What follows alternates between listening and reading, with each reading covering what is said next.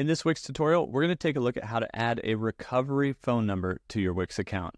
In the upper right-hand corner, we'll see our profile dropdown. From there, we can go to account settings. Inside of account settings, if we scroll down just a little bit, we'll actually see in the login info area, the recovery phone number. So this is basically a way to get back into your Wix account if you can't log in with your email.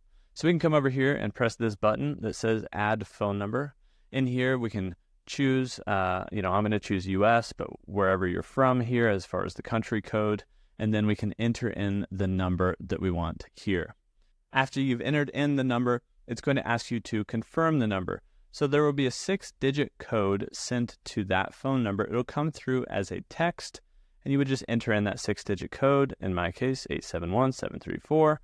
These are always temporary codes. And then you can confirm. So once you confirm, that number will be added to your account and enabled. You can always come over here to the enable button and disable that number, or you can even edit the number right here. And that's how you can add a recovery phone number to your Wix account.